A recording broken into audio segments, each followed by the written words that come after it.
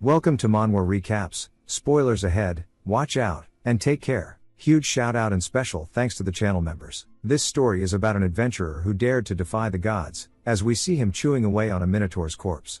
Even though his arm is all broken and torn to pieces, he continued eating. After a bit, his wounds begin to regenerate. He ends up gaining the skill called Roar of Terror, and the skill Battle Axe Proficiency. He lets out that same roar, which alerted the other monsters.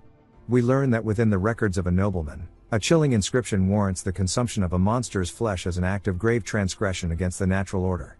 The monsters begin walking towards him, and we learn that to partake of a monster's essence is to invite the insidious corruption of their magic into one's mortal shell. As the foul magic ensnares the human-minded body, the very first signs of corruption is an overwhelming sense of exhilaration, and a surge of unnatural strength. Then comes the second harbinger of the transformation, the onset of debilitating status ailments such as a crippling headache, and waves of nausea. He starts talking about how if he ever makes it out alive, he swears he'll find those bastards, and the third and final stage of the corruption is a grim but glorious struggle to their death. The man says that he is determined to have his vengeance. The alternative is to succumb entirely to the encroaching darkness, and become a monster themselves. As we see the man desperately struggling, fighting them off, and in between every attack he's taking bites and continuing until he lets out one more primal howl, and then he's left with a single monster. What stands before him is a giant basilisk. He starts eating one of the wolf's heads, gaining its skills, and leaps directly up towards the monster.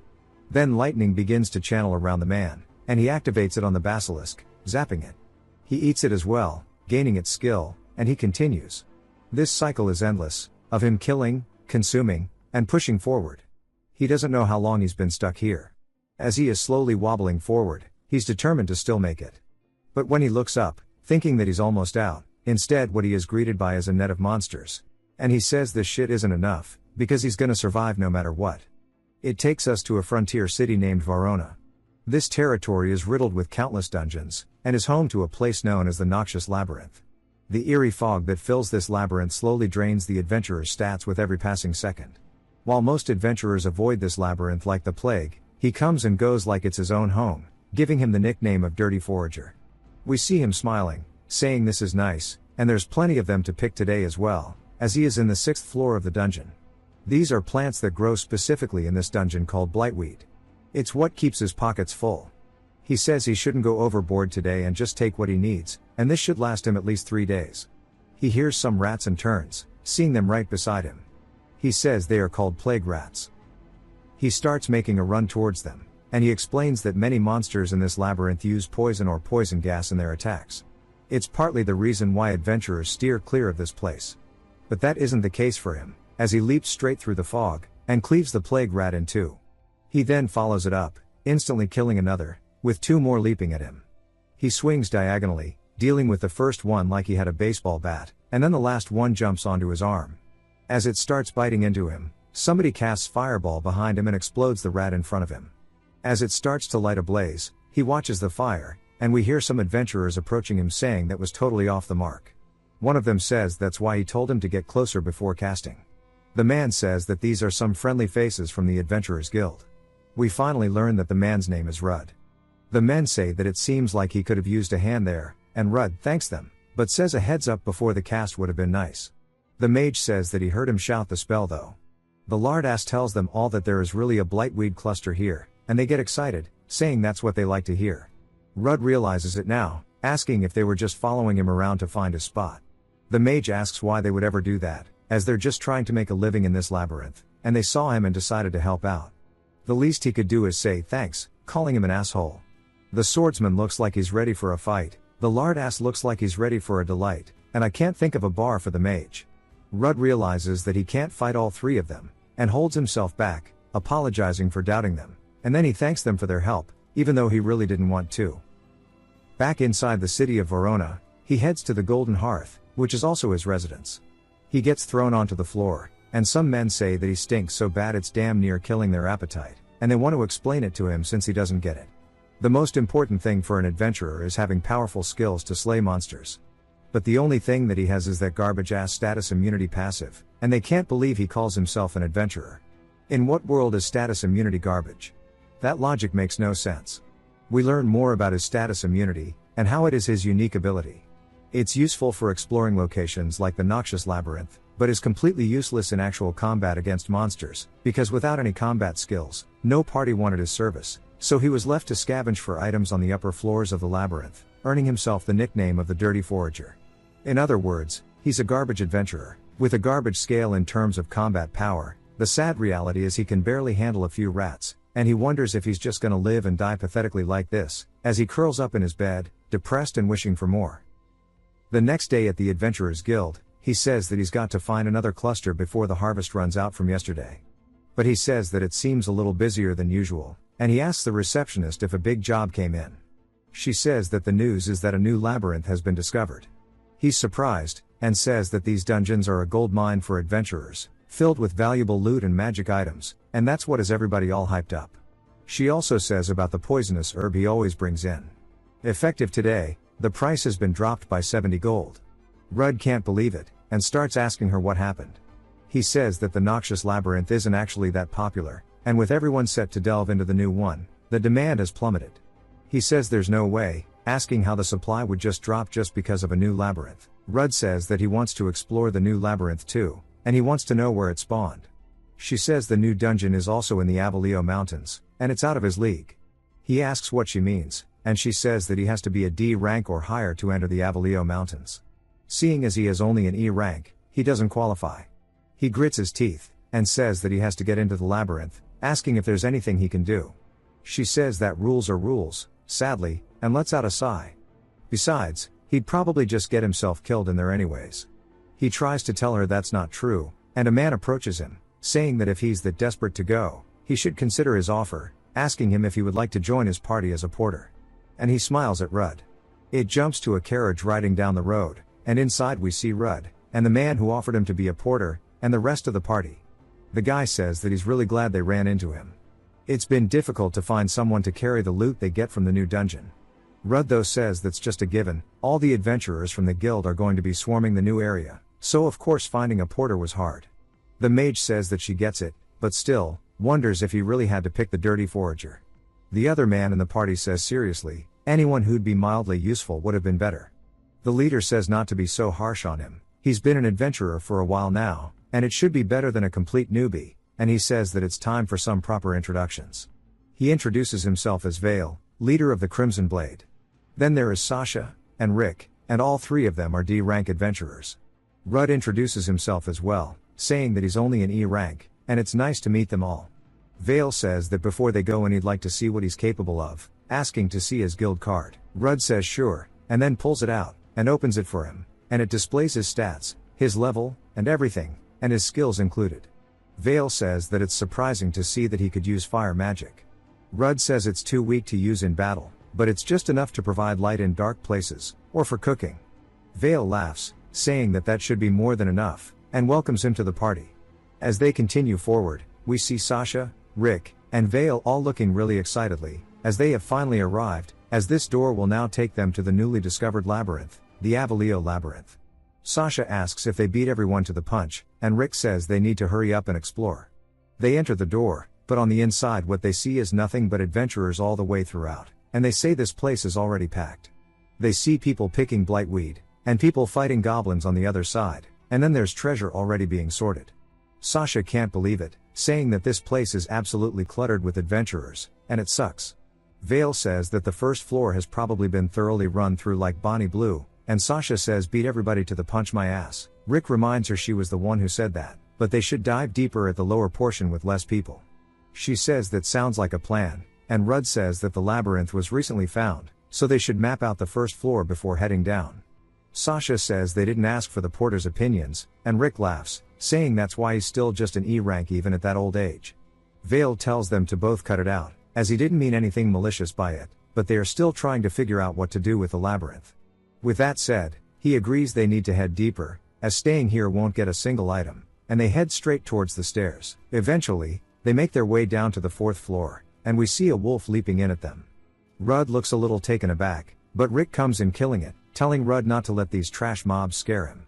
Sasha instantly kills one with her lightning as well, then Vale cuts one in half.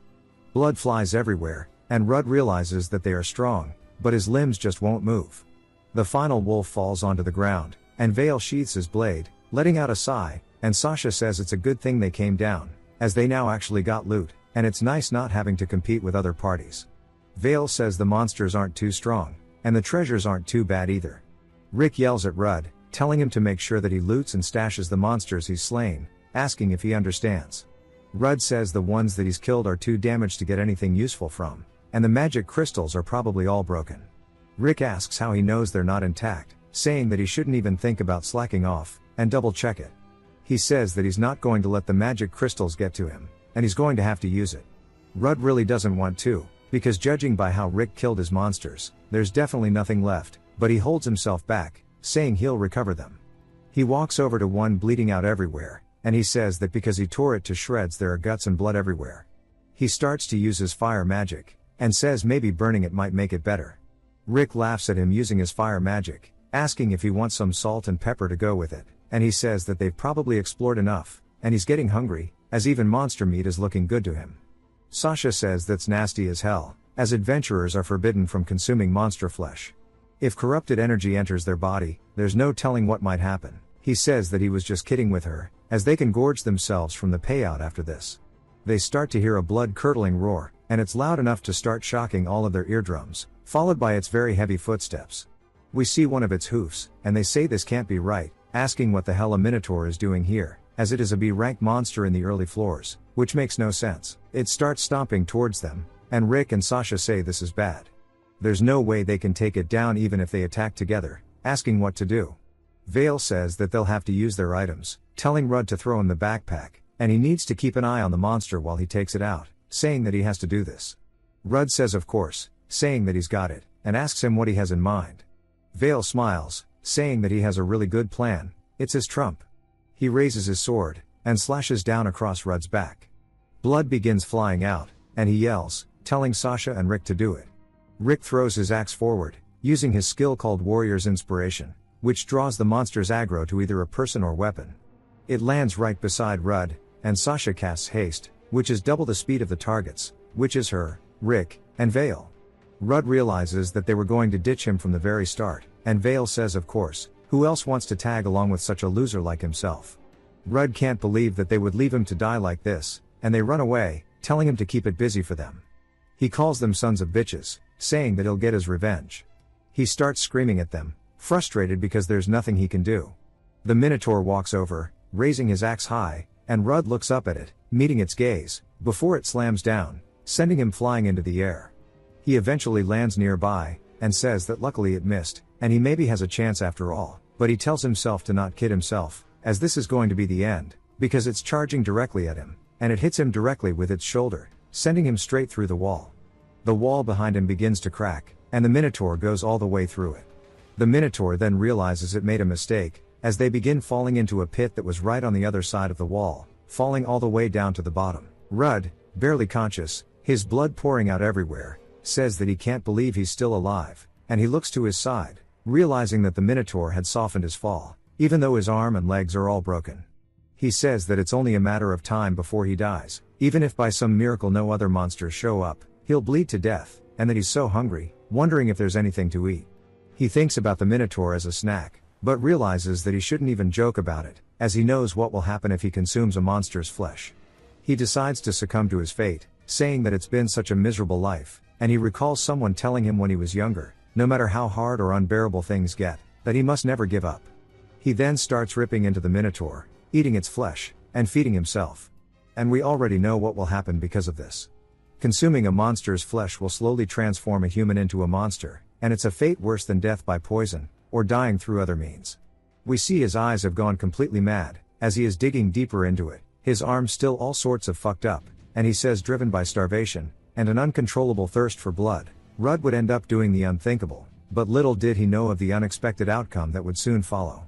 Deeper into the dungeon, we see a bunch of glowing eyes, as they are all bats. Rudd slowly wobbles forward, carrying the axe, and his eyes seem to be completely devoid of reasoning, as if he has turned into a beast. The bats start to fly at him, and he activates the skill Roar of Terror, which he stole from the Minotaur. The bats start to get ripped apart by the actual attack, and they die on the spot.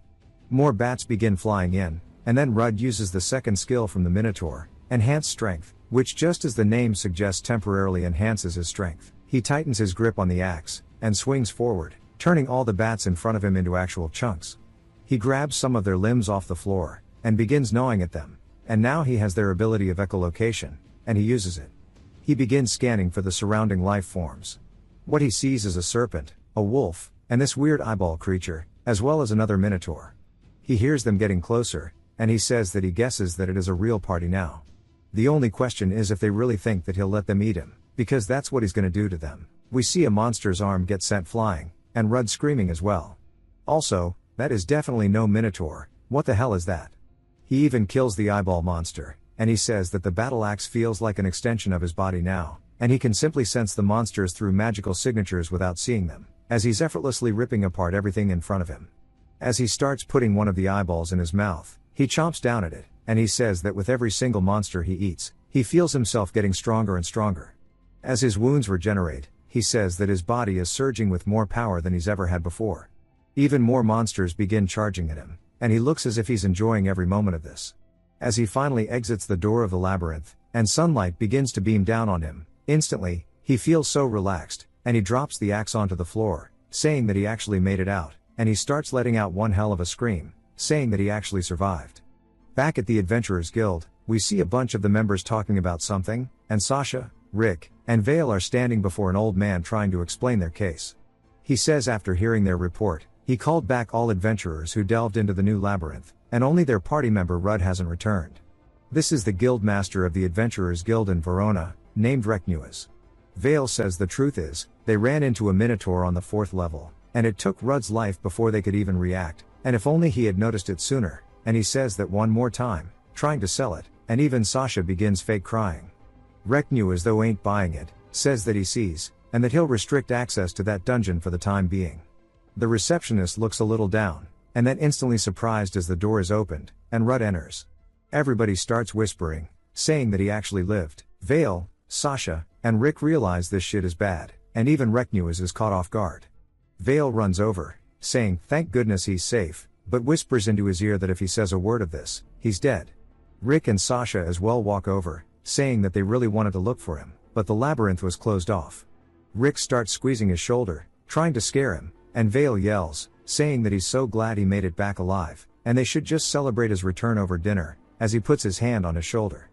Both him and Rick realize now that they can't move him at all anymore. Rudd says that these 3 assholes used him as bait. Everybody wonders if it's true, and Vale asks what he's talking about. Reknuas wants him to explain what he meant by that. Rudd says that Vale stripped the loot bag from him, and then he was attacked from behind. Rick then used a skill to draw the Minotaur's aggro to him, and Sasha cast haste on them, and they all ran away, leaving him for dead. Vale says that he lies, as they did no such thing. Reknuas says that they can settle this through the lids of truth, as a woman begins walking in the hallway, and she's kind of dressed up like a squid. We learn that she is a truth seeker, and Sasha's surprised, saying that they barely leave the capital. Reknuas says that he noticed that the mortality rate of the porters hired by his party was unusually high, so he personally reached out to an old friend, and brought the truth seeker in, and he wants her to tell them between Vale's group's claims and Rudd's, which one holds more truth. Her eyes begin to light up, and she says that the members of the Crimson Blade are lying. She holds her staff high into the air as it begins to glow, and she says Rudd's claim is the truth. Vale realizes that he's done for, and the other adventurers can't believe what the Crimson Blade were up to. Vale yells, asking her who she thinks she is fooling, and Reknuas says that surely he knows that her skill, the Eyes of Verity, cannot be acquired by normal means, and its effect is comparable to a unique skill. No lie can hold in the face of truth's eye. Whose words would you believe more? The word of someone who swore to dedicate their power to the kingdom, or his, someone who's constantly been killing people for his own gain?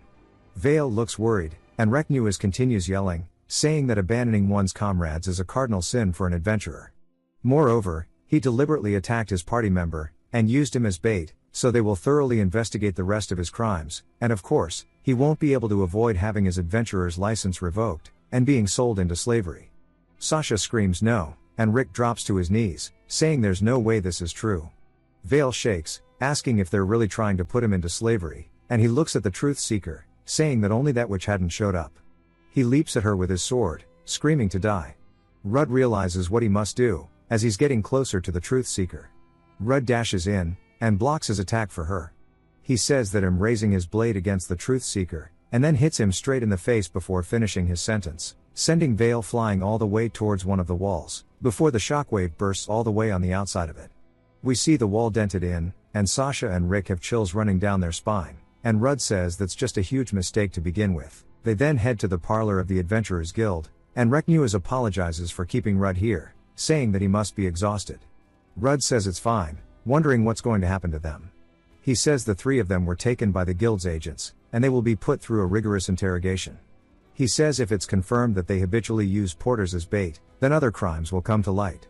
The Crimson Blade is going to lose all of their assets, and they're definitely going to be turned into slaves after having their adventurer qualifications revoked. However, since Vale attempted to harm a truth seeker, the chances are that he'll never be able to see him ever again. Rudd says this is good, and then Reknuas clears his throat, saying that the loot they got from the new labyrinth is now ownerless, so considering what Rudd's been through, it's only right he takes it, and there's roughly 200,000 rashins in there, telling him to accept it. Rudd does so, and outside we see him holding onto the bag. He says that he guesses he doesn't have to worry about living expenses for a while, and he can't imagine how long he'd have to work to get this sort of money by foraging herbs and weeds, and that adventurers really do make some bank. He then notices something different about how everybody's treating him, as nobody's wanting to pick on him anymore, but also, nobody's even friendly. He says sticking around any longer and someone might get suspicious about his sudden stat increase, and he has no choice but to scrape by the noxious labyrinth. He tells himself to stop having these shitty thoughts, as he's got money now, so he can finally buy some equipment, and eat all the food he wants, and he better drop by the weapons shop first before anything else. He then spots something nearby, and says to wait a minute, as he spots a magic bag worth exactly 200k rashins, and he tries to convince himself not to, since he can get all the dishes he wants, but we see the next day, he heads back into the noxious labyrinth, and he's easily killing the rats now, and he says he can't believe how easy it is. He had to fight tooth and nail against 5 of these before, but now it's effortless. He uses insight from that one monster, and he starts analyzing all of its stats. He can see that it's a level 9, and that its skill is called poison gas. He says it looks like he can use the skill he got from eating the monster and corpses as well, and he says come to think of it, he didn't think the plague rat was a level 9, but he also wonders how many levels he has gained. He took out these rats no problem, so he says probably at least 20, but when he opens his stats, he sees that he is now level 42, and his actual stat numbers are crazy. He starts freaking out, saying that he was level 7 right until yesterday. It's been some time since he last checked his skill list, so he opens it as well, and it's absolutely filled to the brim, and he says that there's so many of them, and he looks really excited. He says he went back to the place he fell down on his way out of the dungeon, but the collapsed wall was back to normal. The new labyrinth itself is going to be closed for a while, and he's planning on just doing a quick run through of the noxious labyrinth today, but he still wants to test it out, and to see how many floors he can descend with his current strength. Plus, he has this bag he bought yesterday, which was all the money he earned from the Crimson Blade. Also, he wants a proper monster to be his first subject. He heads down to the 6th floor, and it's still effortless, same as the 9th, and even the 13th, and he says that none of these are nearly enough, and he's got to go deeper to find a better monster for it. On the 24th floor, it's a swampy area, and we see a lizard man wearing some armor lurking around. Rudd spots it while hiding behind a tree, and activates his insight. He sees it's level 25, and he looks at its stats and skills, and thinks about it, saying that soldier lizards usually fight in packs, but this one's by itself, and that a lizard is definitely good enough to test it out. He jumps at it from behind, and swings, only barely cutting its arm, and he says it's not bad, but it won't be able to dodge the next one. But it begins running away, and he wonders what the hell is going on. He tells it to stop, before he realizes where it's running, as it's a dead end. He tells it that there's no more places to run, and it begins smirking. Rudd can tell what those eyes mean, and he realizes he messed up, as he's now surrounded by lizard men, and he says that it was a trap to begin with. Rudd says even with the level difference, this is pretty bad. One of them swings straight down at him, and he dodges. He says that their chips were already on the table, so he decides to deal with them one by one. He dashes toward the first one, clashing swords with it. He knocks it over with sheer strength, and it begins to hit its head on the back of the wall. When it opens its eyes once more, Rudd's already closed the gap with his sword held high. He swings down to finish it, but one of its friends dashes in, saving it. Rudd is surprised that it actually stepped in. Then here's the other one coming up from behind, and he narrowly dodges the attack. It genuinely thought that it had the upper hand, but Rudd says that was actually way too close for comfort. He wonders how many of them there are, because they just keep growing by the second. He says this is weird. These monsters are known to fight in packs for sure, but the way they use traps, and ambushes, and coordinate their attacks is way too smooth. He says that he can hear a faint high-pitched sound right before they begin to attack together, and he can only assume that's what he needs to take care of. He glances over to his side, spotting a red lizard man off in the distance. He uses his insight, and focuses solely on it. As it gets closer, we see that it is called a general lizard. It is level 32, and one of its skills is called command and control. Rudd says this makes a lot more sense, and that he's the boss of this pack. It begins screaming, hyping the other ones up, and 3 of them leap at him in unison. Rudd uses the Minotaur's enhanced strength, and starts to scream before charging through with pure brute force through all of the lizards. One of them steps up to block the general's path, but Rudd jumps over it, stomping on its head, aiming straight towards the leader. He says now is his only chance. He grits his teeth, and swings down with his full force, slicing it across the chest, but he wonders what the hell is going on, because his attack did 0 damage to it. The general begins grinning, and starts to come in with his own attack straight towards Rudd's chest, and he realizes he can't dodge this in time. He activates the spider skill to harden, and he says that it's not the only one with tricks up its sleeve. The general then distances itself, and Rudd says he just doesn't get it. He definitely felt it connect, but there's hardly a scratch on the bastard. He doesn't have anything to boost its defense, and something else is at work here, as he starts analyzing every other skill around him. He says that nothing special stands out from the minions, but one of them catches his eye, as he sees it cut across the chest, and it has a skill called sacrifice. He says this must be it, and that lizard took the damage for its leader. He charges forward to it, before piercing it through its chest, killing it. He says that he knows the job of a meat shield more than anyone else, and that he's really sorry about this, but it must be done. The general, realizing that its trick has been seen through, starts screaming, and it and the rest leap at Rudd. Rudd then uses Silkweave, another one of the spider's abilities, and flies upwards towards the top of the dungeon, and the general can't believe what it is witnessing. Rudd thanks him for rushing at him all at once, and he puts all the webs together, and he starts to spew out his webs like he's Spider-Man, and throws out an electric net towards all of them. The general screams before they're all wrapped up on the floor. The general, realizing he can't do anything, Rudd tells him to raise his head, as it looks like it's over, and he cuts it clean off, sending it flying through the air. Some time later, we see its head bleeding out on the floor, as Rudd finishes cleaning up the group that was left. He says it's time for a meal, and also a good opportunity to put that magic bag he bought to use. A magic bag is exactly what it sounds like. It's magically enchanted to have more space than it looks, and it's extremely lightweight when locked. He brought out some cooking tools, seasoning, and sauces. He says he was too busy trying to save his ass when he fell through the hidden door, but there's something that he's always wanted to try. As he starts cooking up some of the lizard tails, he wonders what it would be if he were to properly prepare and eat monster meat. He begins drooling, and takes his very first bite, and he says that this shit is actually straight gas.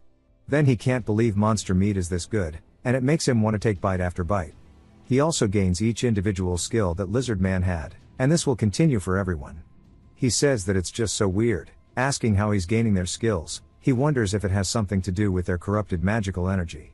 He's already using the skills of the Minotaur, and Spider, and even the Evil Eye as well. The only ones he hasn't tested out yet are the Thunder Wolf, and Black Snakes. He gets excited after finishing his meal, saying that he wants to try eating even more monsters on his way back, but he almost forgot. He should probably take a bite out of the lizard who had the skill sacrifice, just in case. He heads back up to the 21st floor, as we see some moths as well as some frogs. He then starts to activate the Thunder Wolf's ability called Chain Lightning, as he shoots it out, zapping the frogs, killing them instantly, as well as the moths, cooking them up. He says that it's a pretty nifty skill. It looks like these monsters relied on a combo of status effect skills to disable their foes, but it's just their luck to run into him, and it's time for him to get started. For a dish with frog meat and insects, there's only one thing you can think of, and it has to be fried. He says that venom toad meat is so damn tender, and moth meat with the seasoning he has on it is just really good, and he just wishes he had some beer with him. He of course gains all of the skills of both of them. He hears a loud sound, which catches him off guard a little bit. He wonders what that is, and he hears a thud, and human voices. He wonders if there are adventurers who have reached this floor, and he says that he's a happy camper, and that he doesn't get the chance to observe other parties fighting often, and that maybe he'll get the chance to learn their trade secrets. We see blood dripping off of a sword, as there is a woman on the ground bleeding, with a group of men standing over her. She holds onto her shoulder, and one of the dudes says hurt, and he never thought that she would have had that much mana left. The guy says that her effort won't go to waste, and he reaches towards her head before pulling off her hood. We see that she is an elf, and he says that an elf maiden sure is a rare piece, and they wonder how much they can get for this pretty thing. Rudd says and here he thought he finally ran into some respectable people who he could party with. They are all surprised to hear him, as they didn't sense him, and Rudd says that he doesn't know the backstory here, but he can't just ignore a lady being attacked. One of them asks who he's meant to be, and Rudd says an adventurer of course. He does not want to mention his rank. The elf tells him to run for it, as these men are adventurer hunters. Rudd says he was told they are on par with high-rank adventurers, and starts to use insight on them. One of them is level 65, and he can't see his stats or his skills, as they are blanked off. The same for every one of these other men, who are all in their 50s, and he says that these assholes are using conceal skills, or something that blocks detection. And the leader, Fulias, tells his men to get rid of them. The first guy to leap up sticks his tongue out like a freak, and Rudd says he's quick. He blocks his attack, and the guy says that he guesses he's not a weakling. Rudd asks if he's talking to himself, and the dude says that it seems like he's got some jokes. Rudd begins fighting back, and the dude says that nobody else is laughing, and it seems like it's a tough crowd today.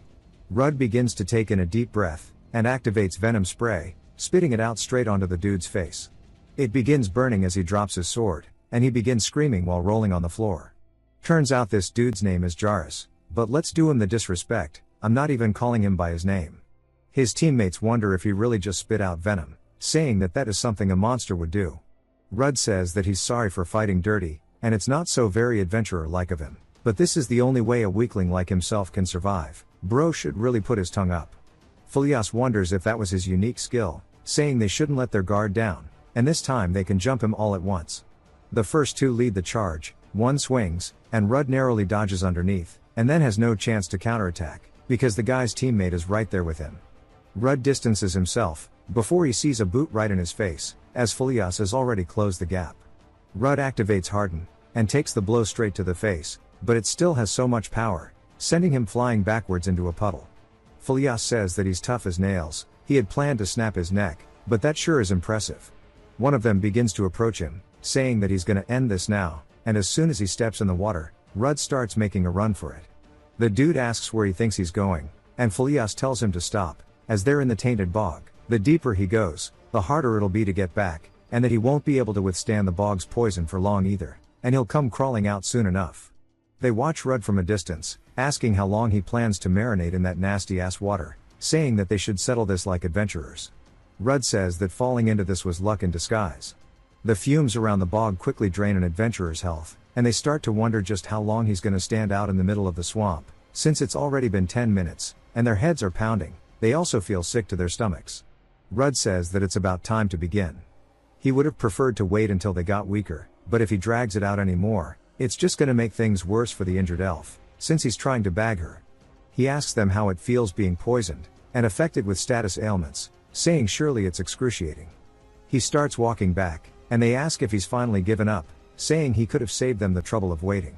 Rudd says too bad for them, he's immune to status ailments, so he can't exactly empathize. Fulias realizes the entire thing was a setup, and yells, telling his men they can't wait anymore, and they have to kill him now. They begin running into the bog to deal with Rudd, and this time he easily matches the first guy's blade, so much so that he starts to overwhelm him. Rudd says the bog steals their health with every passing second, and when the poison builds up in their body, their stats begin to drop. The second guy comes in for an attack, which he notices since he's screaming at him. Rudd hardens to block, tanking the attack with his back. The dude can't believe this, and Rudd says it's his turn, as he starts to have a little electric charge around him. He activates chain lightning, stabbing his sword into the bog, zapping both these dudes until they are crisp. One of them is still standing though, while smoking, and he charges at Rudd, calling him a bastard. Rudd then activates Air Slash, which is one of the moth's abilities, and it flies through, actually butchering the hell out of this dude. That is brutal. Fulias says from Venom Spray, to Harden, to even Chain Lightning, as well as Air Slash, how the hell is he using monster skills? Rudd runs at him, saying that he has no reason to explain anything to him. Rudd begins slowly overwhelming him, and Fulias says that while he should have the advantage in melee combat, since he's obviously way higher leveled, but because of that damn poison he's losing, as his blood gets sent flying out everywhere. He then uses one of his abilities called Enhanced Dexterity, and he says that he refuses to lose like this to a filthy weakling. He begins to imbue his blade with an aura, and charges forward. Rudd though doesn't try to run away, and instead meets it using the Minotaur's strength, and shatters Filius's blade, but also cleaves him clean in two.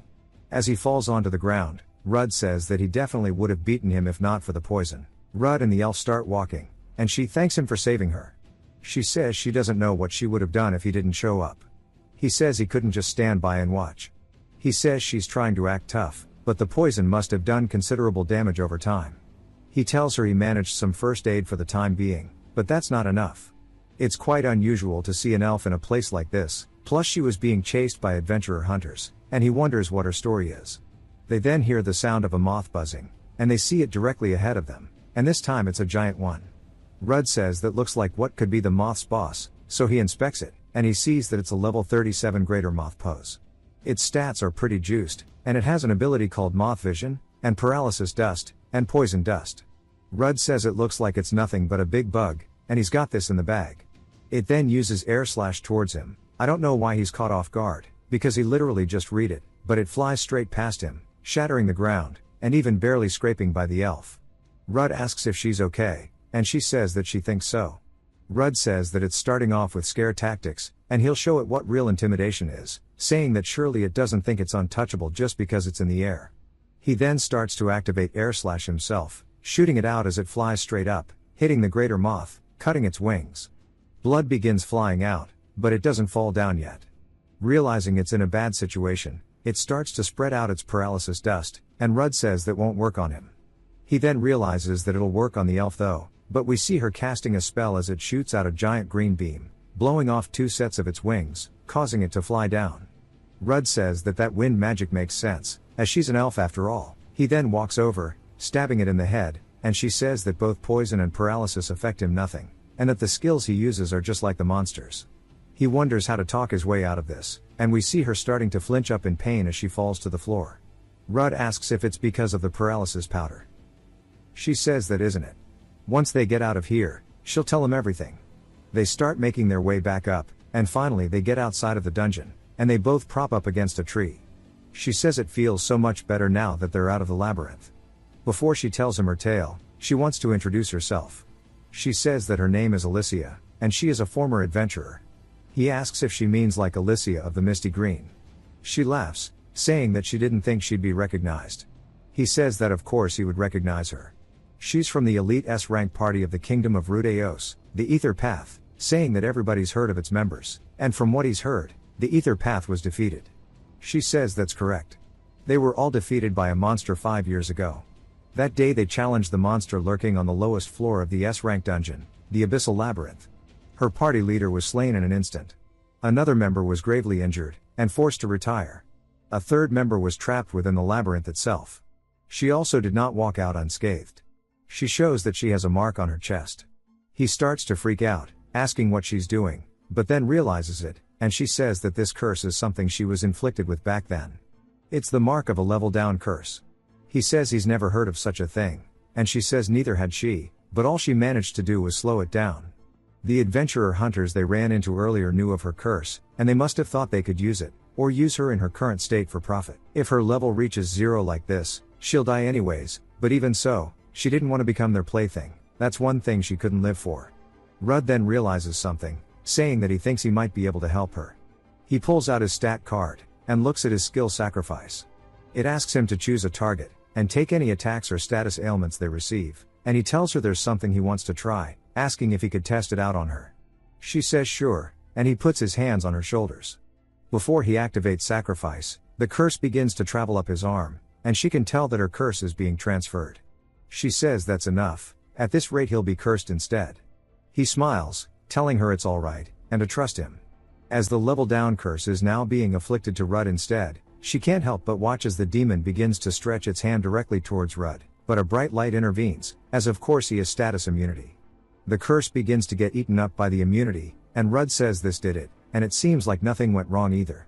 She asks what that was just now, but he tells her to check her card first. We see that she is only level 43 due to the curse, and her status is now normal. She says she can't believe it, and that the curse is gone.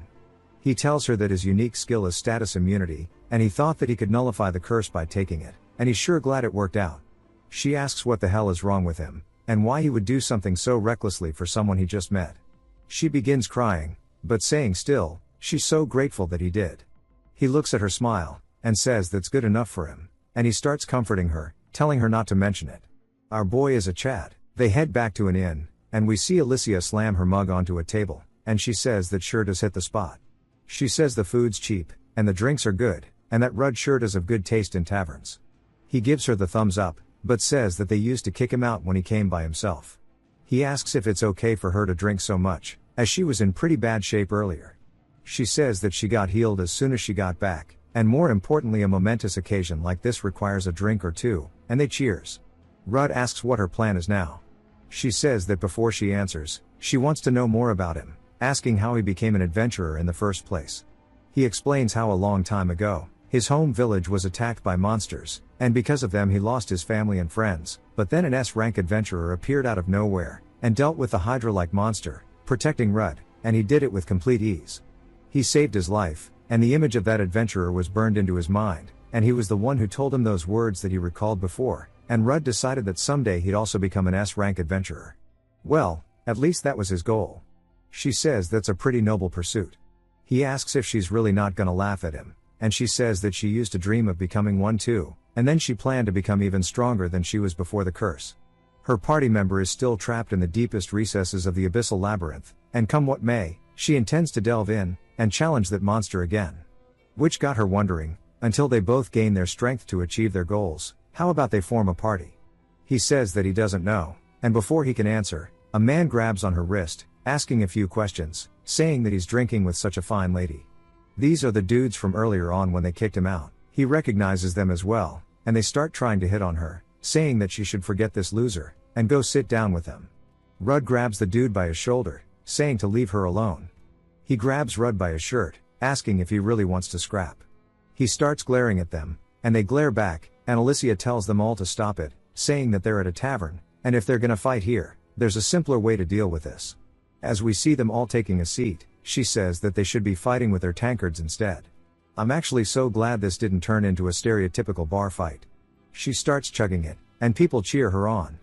They start matching her drink for drink, and Baldy's even double-fisting it. After a while, Rudd watches with a smile on his face, and the crowd is super lively. Baldy's incapacitated, and so is the other dude, but Alicia is still okay, and she is deemed the winner. She gives Rudd a little victory pose, and he's glad that she won, but it was also just really fun. He says that she's something else, and she even had quite a bit to drink before the showdown. She laughs, saying that he saved her life, and there's no way she'd let her savior get humiliated in front of her, and also she's only a little bit tipsy, as she falls over onto his chest. He tells her to be careful, but says that he guesses it can't be helped. He activates sacrifice, and she instantly feels better. He says that he transferred her drunkenness to him, since he can't physically get drunk. She gets excited, saying first the curse, and now this. His unique skill is so good, and they absolutely need to party up, but first she needs to go drink some more. He says that she's an alcoholic. She says it's a shame that she won't get to try the local delicacy today, and the chef says that the thing is, monsters have made a nest at the trout fishery, and they ask the guild for help, but they said all the high-ranking adventurers are away, and if the two of them are up for it, they might be able to take on the job. They head to the trout farm of Verona, and we see them on a boat. She says that she never knew the trout for the city were farmed in this area, and that they should get this job over with, and have some of that famous dish. He says that sounds like a plan, but then notices something as it shoots out of the water, passing right by them. He says there it is, that's the monster that the tavern master was talking about. Alicia tells him to look, as they're absolutely surrounded by a whole army of them. He says that this has to be some kind of joke. They start to approach the boat. Rudd uses his inspection to look at their stats. They are called Gelnefs, and their skills are rapid swim, water bomb and snipe. One of them comes up and shoots water at him, but he blocks it with his sword. More of them now begin to tag in, and he says it's crazy no matter how much he blocks there are more and more. His footing is also shaky so it's hard to keep dodging. He says he's sick of this shit, and leaps into the water. Alicia is surprised, as they begin to swarm him. He smiles waiting for them to start attacking him. They go into attack, but we see lightning beginning to surge at his fingertips. As he has casted chain lightning. All Alicia sees is a bright light, and toasted fish floating to the surface. Rudd resurfaces as well to breathe. She asks if he's okay. He says he is. But there's still a few left down there. The ones deeper down were holding off out of caution. And he wonders if they are protecting something. He tells her he's gonna scout the bottom for a bit. Also, there's something he needs her help with. She wonders what it is. As we see a rope tied around him, he begins to dive deeper into the lake. He says they are ignoring him just as he thought, but they aren't fleeing either. He then spots it at the bottom, as there is a monster deep on the lake floor. He inspects it, and we learn its name as the tentacles. He says it's either more like a giant sea anemomean or maybe a hermit crab. From its tentacles it breaks one off, as it turns into a gelnav. He says that thing just spawned it in. He realizes that if he doesn't get rid of the tentacles, it'll be pointless no matter how many gelnavs he takes down. And it doesn't seem like it's going to attack, so he needs to head back up and prepare. But as he does, he feels his leg getting tugged by one of the tentacles' tentacles. He realizes now that they weren't attacking, so he would let his guard down, and that's exactly what happened. He starts to grab onto its tentacle and activates his chain lightning, but it mostly just takes out the gelnavs. He says if he does it enough, even though its size is so big, it should be okay. But that's when he feels that the tentacles have already been separated due to its skill. He says that he forgot about its sever appendage, and as soon as it felt the shock travel up its tentacles, it got rid of them to get rid of the potentially fatal damage. The tentacles itself then leaps at him, and he realizes that this is bad since he can't hold his breath any longer.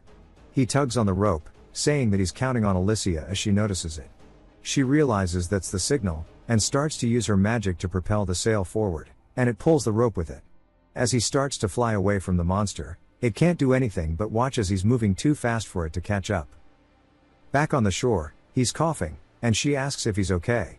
He says that he thinks so, and he wouldn't have made it out without her. He tells her about the monster at the bottom of the lake that's spawning the gelnavs, and says that it is quick and healing, so he needs to go down immediately. She says that the water is more favorable to the monsters, and her magic can't reach down there, asking if there's anything they can do about that. He says there is something, but he doesn't know if he should be honest with her.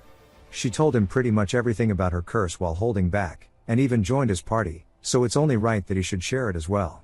He decides to show it to her first, telling her not to tell anybody about this, as he leans down near one of the gelnavs. He says that what she's about to see should be kept secret.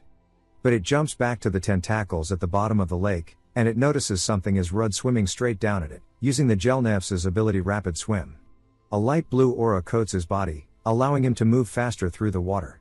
The gelnavs go to attack him, but due to this coating, he has full control over his sword as well, so he easily fends them off. The tentacles realizes it's its chance to attack, and shoots its tentacles towards him, but he easily evades them using his rapid swim, and gets way closer to the actual monster now. He then stabs straight into its shell, causing it to bleed everywhere. He says that he won't be able to sever this, and starts to use his chain lightning, pouring everything he's got into the tentacles. Now that the tentacles and the gelnavs are dead, he says that the fishery should be at peace again, and Alicia is the problem now. He wonders what she was thinking, watching him eat the flesh of a monster. He doesn't know how she'll react or what she's going to say to him back at the surface. But he decides that he can't run away from it forever, so he heads up to the surface. But when he does, he looks forward, seeing that she's nowhere in sight. He smiles a little bit, saying that he didn't know why he would assume that she would wait for him. He got his hopes up again like a dummy. But she asks him what took him so long, saying that it looks like he's not hurt, asking if he dealt with the boss. He says that he did. She tells him that's a relief, as she was getting a bit twitchy just waiting. So she gathers him kindling for a fire, hoping to distract herself, saying that he needs to dry his clothes. He asks if it doesn't bother her at all, as she saw what he did. She says that she'd be lying if she said it didn't shock her. It meant that he trusts her enough to share his secrets without holding back, and that means way more to her than what he actually did.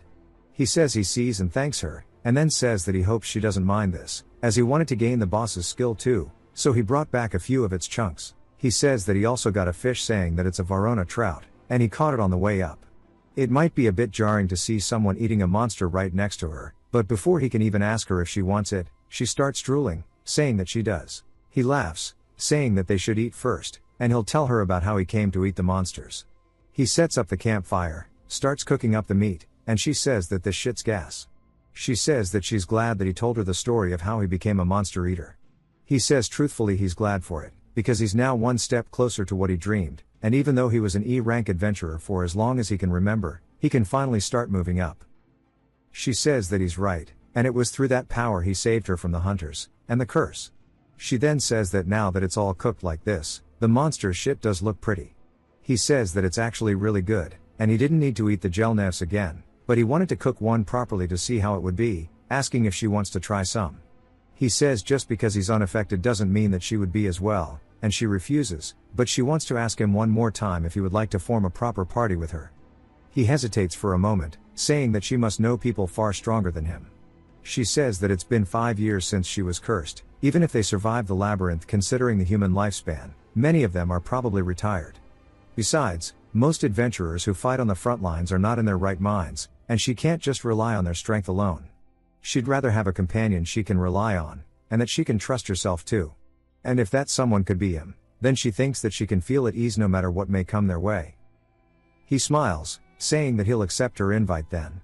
They head to the Adventurers Guild, and we hear Alicia yelling, saying that they should go embark on their first job now as a party. He says with him still being an E rank, they're not likely to get any impressive jobs. She says probably, which is why to start off, they'll find something simple. They go to the receptionist, saying that she'll be creating a party with him, asking if she could register the two of them. She says sure, and after she hands her adventurer plate, she starts freaking out, saying that she is the S-rank adventurer, Alicia of the Misty Green. Even though her level is lower now, her stats are still pretty goated, and she still has her unique skill, and all of the other skills she's accrued along the way. She asks why she would party with somebody like the Forager, but stops herself. Alicia asks what she was trying to say, and she says nothing, and she'll register her immediately. Alicia also says that she was hoping to raise Rudd's rank while they're at it, asking what requirements he hasn't fulfilled yet. She says as for him, he's met the quota for gathering and such, he just needs to top out his numbers of slain monsters. Alicia then asks for the most difficult slaying job for a party of 2. She says she's got it, and they head to the outskirts of Verona. The receptionist told them that there was a job to eradicate some grey wolves right now. Their stats are straight shit, and so is their level. They have a heightened smell as well, but to Rudd it doesn't matter. As he activates Vanish from the spider directly behind them, before they can even realize what's happened, he instantly cuts all 3 of their throats, killing them. Some more from the side see this and start howling to alert the rest, and he tells Alicia it's her turn.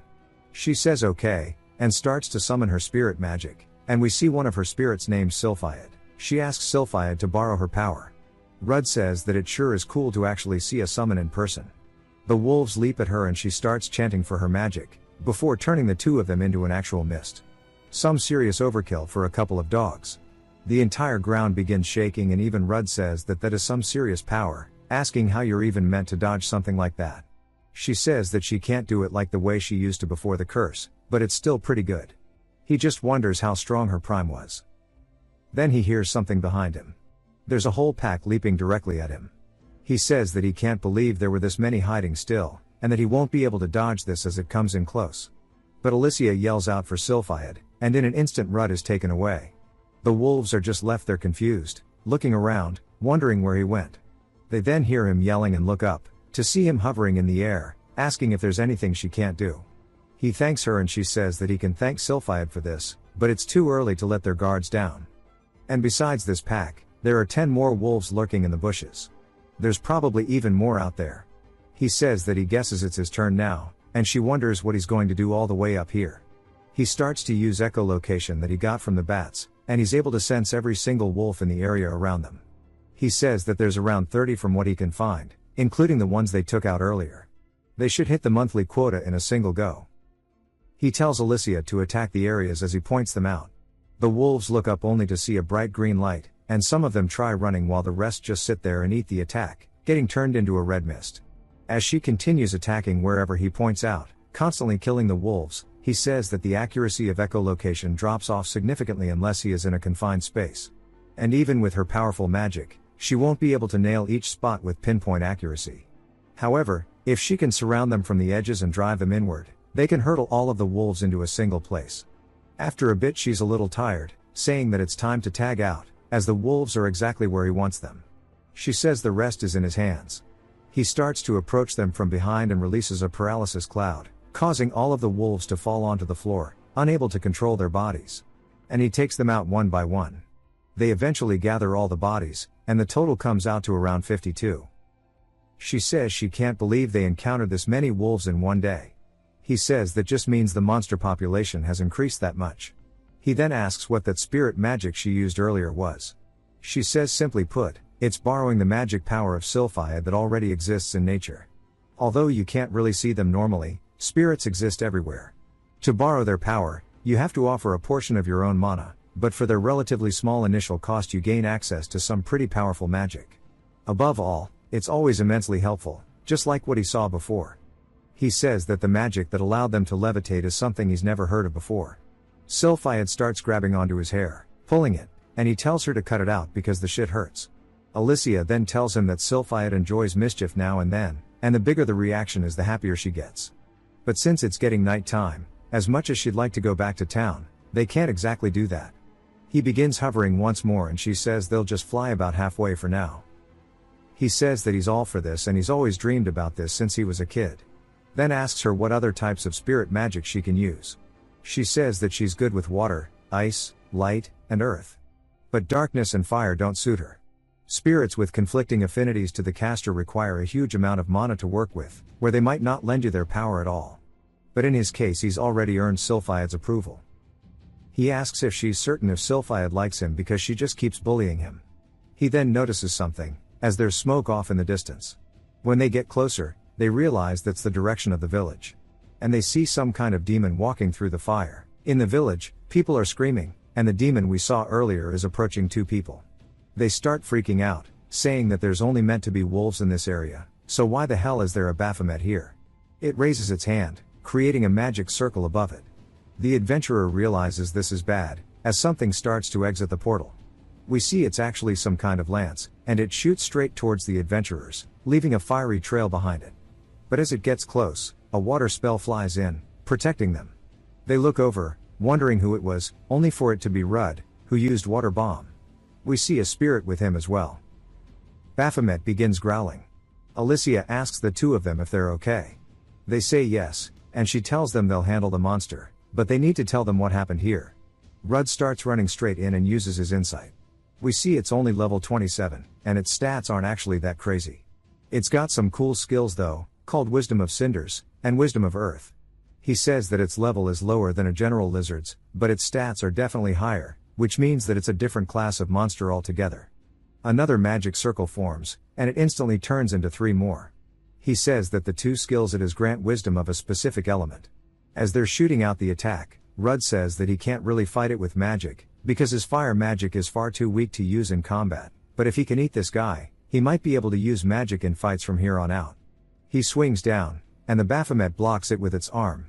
This surprises him, that it only had to use its arm. He wonders if it's ineffective, this skill Steel Claws, but says that if it's a strength contest, he's all for it. The magic circles appear once more and start to shoot out their attacks. He starts to evade them, but we still see a giant explosion from where he was standing.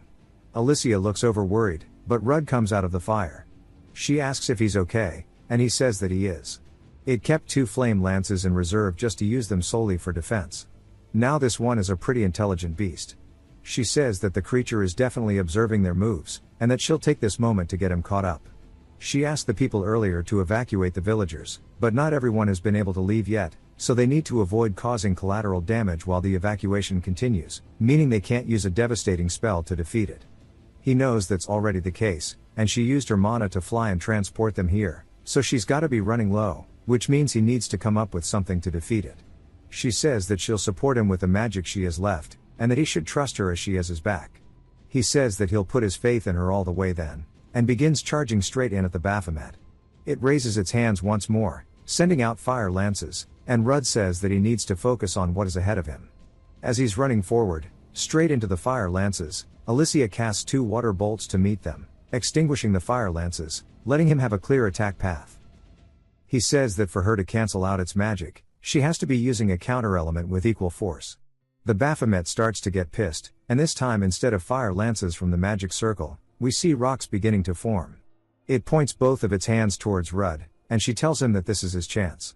As she starts to use wind to lift her own rocks, hitting each and every one of the ones it created, and Rudd says that this time she created rocks of the exact same size to cancel them out. It's a method that conserves mana and minimizes the damage to the surroundings, and her mana control is out of this world. That's the might of a former S rank. He leaps up into the air and uses his enhanced strength skill, swinging down and cutting the Baphomet's fingers off. It starts to scream in pain and comes in straight towards him with an attack, but some kind of fire attack goes straight into its mouth, causing it to explode from the inside. We see it was none other than Alicia who cast it, and she asks how its own magic tasted as it starts to char to a crisp. All the villagers hear Baphomet screaming and just wonder if it's over. One of them even says that the explosion as well as the screech, there's only one thing they can think of, and they must have defeated it. Baldy says that if he hadn't been injured one of them could have gone to help. Alicia then appears in front of them and they're surprised to see her. She thanks them for evacuating the villagers, and he's just glad that she made it safely. She says that they also dealt with the Baphomet, however though they managed to defeat it right now, there's a chance it'll recover and come back to finish the job, so they're going to chase after it now. She says that she has a favor to ask. The adventurers who were fighting it beforehand say that she can just ask, they'll do anything. Then they hear her stomach growling, and she admits that she just wants some spare food. We see off in a forest some ways away from the village. Rudd is preparing his campfire to cook Baphomet. Alicia says that she's here and he welcomes her back, asking how the villagers were. She says it seems like they all evacuated in time and it's thanks to the adventurers they saved. She told them they were going to go after Baphomet, so no one will suspect a thing even if the body is not there. He apologizes for making her do this and thanks her, then says it looks like it's about time to eat. As we see he's made some Baphomet stew. He starts adding some spices and seasoning, takes a bite, and says that it has a pretty gamey guilt flavor, but it's good enough to make up for it. He of course gets his skills as well. She asks if it's really that good, saying that the sight of someone eating a humanoid monster is a little off-putting. He says she's not exactly wrong, and it's scary how he's gradually getting used to it.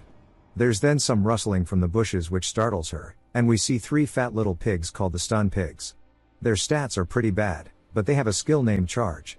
Rudd says that it sure feels like they're running into more monsters than they ought to, but he'll make the most out of this encounter and finally be able to use some magic in a fight. He stretches out his hand and even the pigs start cringing at him. He wonders what's going on, and one of the pigs uses Charge, going straight in at him. Bro's still trying to figure out why his magic doesn't work as the pig destroys their campfire, sending his Baphomet stew all across the ground. Alicia says that she thought he could use magic now, and she doesn't have much mana left so she won't be able to contribute much to this fight. He says that really pisses him off, and she asks what he's talking about.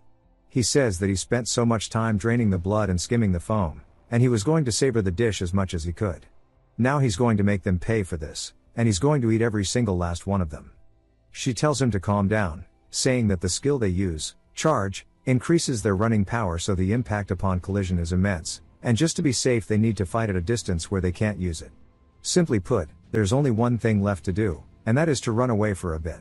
They do so until later that night one of the little piglets is sniffing around. While they have their scent, they can't find them because they're up in a tree. She says that they need to figure out why his magic didn't activate. He says that this is the first time he hasn't been able to use a skill he acquired from eating. She tells him to use insight on the skill itself. He says that's a great idea, and when he does it says that anyone who possesses this skill instinctively understands how to use the magic. He says that it reads like he's just supposed to know how to do it. The fact that he still can't means that his head might be too thick to understand magic. He was able to use fire magic to begin with regardless of how weak it was, and she can't wrap her head around this. Then she realizes it, perhaps in order to cast magic that monsters use, he needs to manipulate the essence of corruption itself. He says that could be it. Instead of using mana it would just be corruption. She tells him that she's not familiar with how the essence works, but if he gained a monster's power fully, then it's worth a shot. He says that he'll try his best and starts to close his eyes, focusing and recalling the feeling he had when consuming the first monster he ate. He says that corruption spread through his body and he felt more alive than ever. If he could draw it out from deep within his body, that might be his key. His heart starts racing and there's a purple light emanating off of him. It looks like it worked, and when he slowly opens his eyes there are 3 magic circles in front of him. He says that he actually did it. All it took was sensing the flow of corruption and controlling it as if it were an extension of himself. The little pigs see the attack coming in, but it's too late to dodge, so them little oinkers get cooked. He starts cooking up the little pigs, and he's even humming a little tune. He apologizes for making her wait again, and she says that it couldn't be helped. Since he uses the essence of corruption when using magic, and judging by how he didn't seem to run out of it during the fight, it's safe to say he can cast skills consecutively. He says that this is true. The moment he felt the essence flowing through his body, he immediately understood how to use those skills, and if he can tap into it instead of mana, maybe he can strengthen his body or weapons with it just like mana. Among adventurers, there are quite a few who hone their mana control skills to use them in combat. You can enhance your physical abilities by coating yourself with mana, or should you coat your weapon with it, your attack power increases. It even allows one to send arcs of slashes afar. She says she sees, and since he couldn't learn such skills until now, it must be because he has a very low mana pool. He says that sounds about right. But now he has much more essence than mana, and above all, it seems like eating monsters replenishes his essence reserves. He eats the pigs, gaining the skill charge, and she says this means he can absorb the essence and store it in his body. And that's all well and good, but why did it have to be pork cutlets, as this shit just looks too good? He asks if she wants to take a bite, and of course she's hesitant because of all the taboo behind it. As she goes to do it, there's a giant explosion, and they wonder what that was. They turn, and there's a giant pig staring at them, and he says it's about time for the boss to show up. It uses charge straight in towards her, and it's too fast for her to react. He realizes that it used charge, so he grabs onto her and manages to get out of the attack path. She says she owes him one, and it definitely felt like it was pretty far away, but it moved right in front of her in an instant, asking how that could be, and why is there a monster like that roaming around here since they aren't even in a labyrinth. Rudd though is pissed, saying not this shit again, as it totally ruined his dish, and he worked so hard to make it. Alicia says that seems like a good thing, because the pig's being roasted. He says that it has fire resistance, and it's not bothered at all by the flames. It is called a King Stun Pig, it's level 38, and its stats are pretty decent. Rudd says the stats are cool, but its only skills are charge and fire resistance. So he starts to use the wisdom of the earth, and creates a giant fist out of the dirt, sending it straight towards the pig. The boss of course charges all the way through it, and Rudd realizes he can't dodge, so he uses his harden ability and tanks the attack. It sends him flying backwards into a tree, and Alicia asks if he's okay, but realizes she doesn't have the time to be distracted, as it's charging straight into her. She summons Sylphiad once more, and starts to fend that off with some wind slashes. She manages to get in a single good hit, but that's all she's good for, and with this naturally tough hide, most attacks aren't going to do anything to it, and earth magic and wind aren't strong enough. It starts to ready its hoof for a charge, and she realizes it's coming in for an attack. As it does so, it starts flinching in fear, as Rudd's screaming, using his roar of terror, one of his first abilities. He starts to stand back up, and he says that it needs to pay him back for his food. He won't be able to use charge or harden for some time, so if he lets this drag on too long, it might target back onto Alicia. He doesn't have any skill strong enough to finish it in one shot, but by the looks of it, it's a one-trick pony with its charge, and while he didn't get to practice it, he's more than ready to give it a try. As the monster starts to charge in towards him, Alicia asks what he's doing, but he's focusing on drawing the corruption into his body and channeling it into his blade. As the boss gets closer and closer, he opens his eyes widely before stomping, slashing all the way through the pig, splitting it completely down the middle. Alicia is speechless. As the monster is cleaved completely in two, so is tons of the terrain behind him. She says that she can't believe he pulled that off in the heat of battle without practice. He says he had a hunch it would work, but he thinks his essence pool just hit empty. On cue, his sword also shatters into pieces, and she's surprised and so is he as he starts screaming about it. He says that he's used it for a long time, but still. She says maybe it couldn't withstand the amount of essence poured into it, and before an adventure a weapon is like an extension of themselves, so she can imagine the shock. She decides they should call it quits for today, and he says he agrees, but he wants to eat some of this thing. It takes us to the 7th floor of the noxious labyrinth as we see the adventurers who are messing with Rudd at the start and they are struggling to kill a king plague rat. Fat Ass charges into it and the warrior guy comes in from the side and cuts it down, comes over from the side and deals the final blow. And the mage sighs out of relief, saying that sure was a tough fight and they all agree that there's no way they could lose together. He needs to lose some weight, damn. While they're distracted something creeps up behind and the night turns.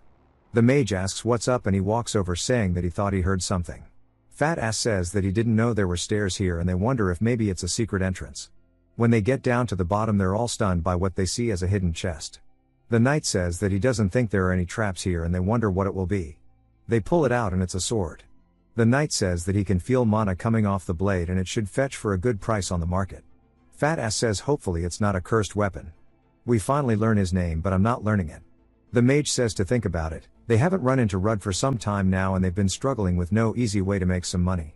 It could be the reward Lady Luck is giving them, and since they've been hunting for so long it's about time they hit the jackpot. Fat Ass says that since they were on the subject he heard that he formed a party with a pretty elf.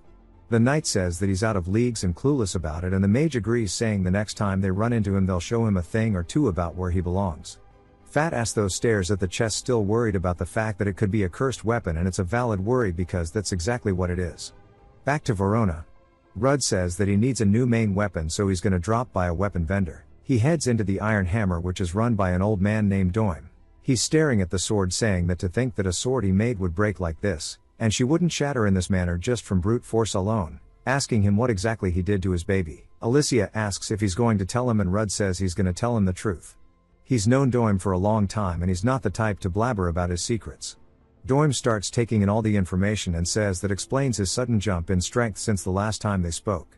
Alicia says that he doesn't seem surprised at all, and Doim says that he doesn't concern himself with what others choose to eat, and if it's good for them then all the power to him, but he needs a blade that can withstand any attack confused with essence, so he's going to need some time to research this, but it won't be anytime soon. Rud asks if there are any special materials he needs, and Doim says that since he mentioned it, a few high quality mana stones ought to help. Rud says he's got quite a few of those already. He plops them onto the table. Doim recognizes them instantly. One's from the General Lizard, one's from Baphomet, and the other of course is the Minotaur.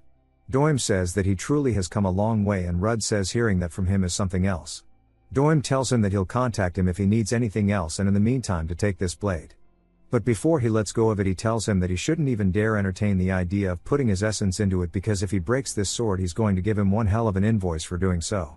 Rud says he gets it and they head back to the inn.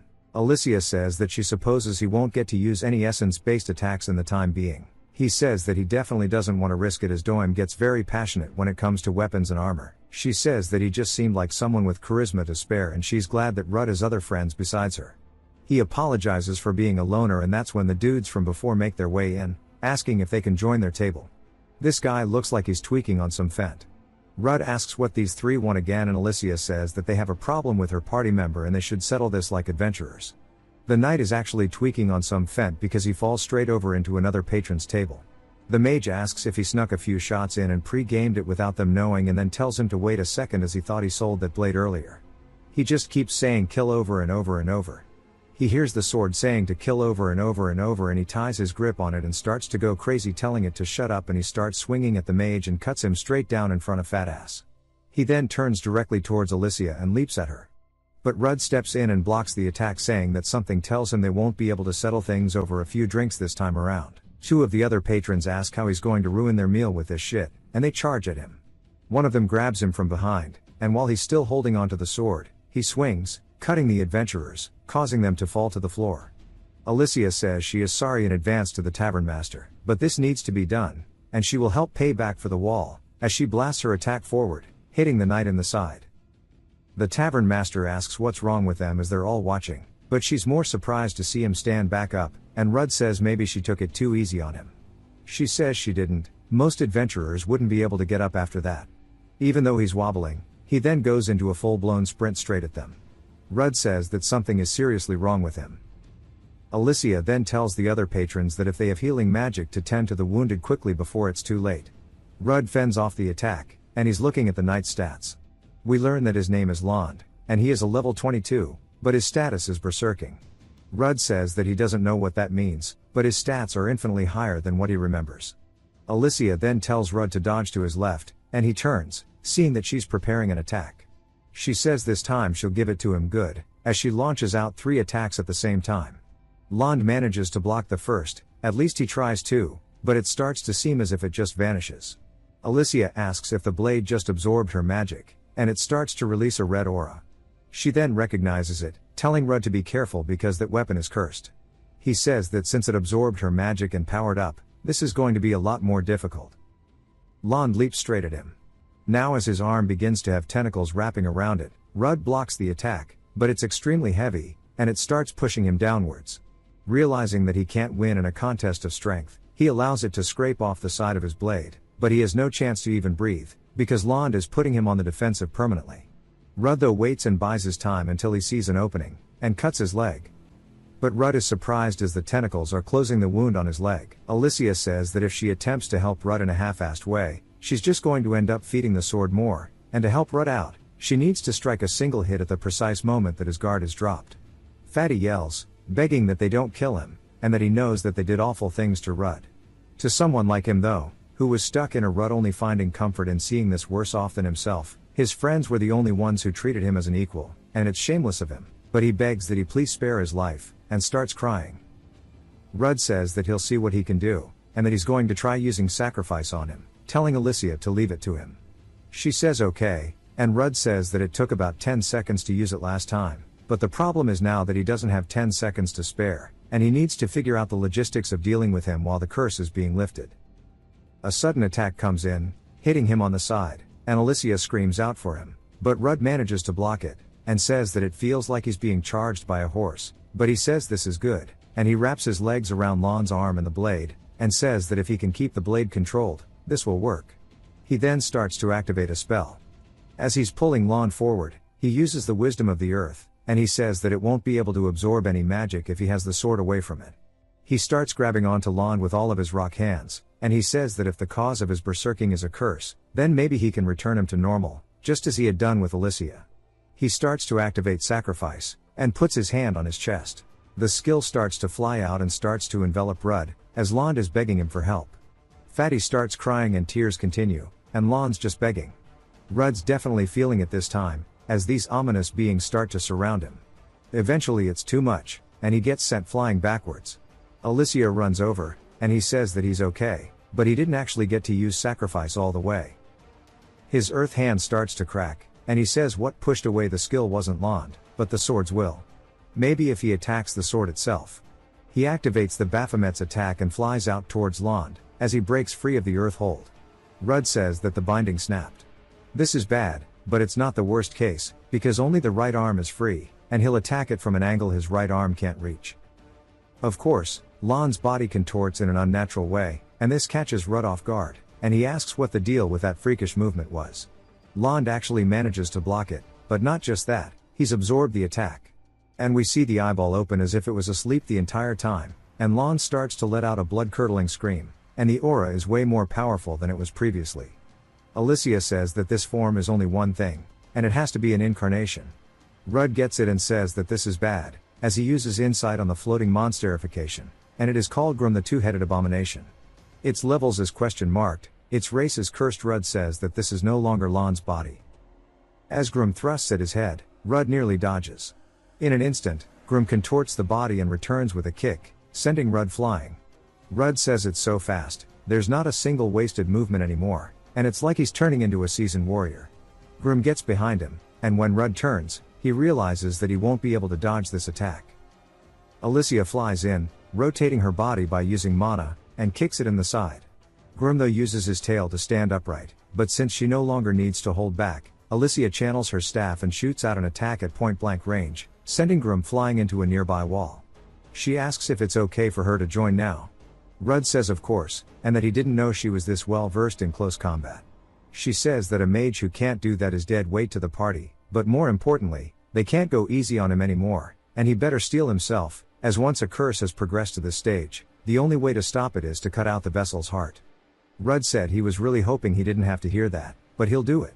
The mages tell Fatty and the other one that the healing's not done yet, and the mage says that surely he heard what the elf said just now.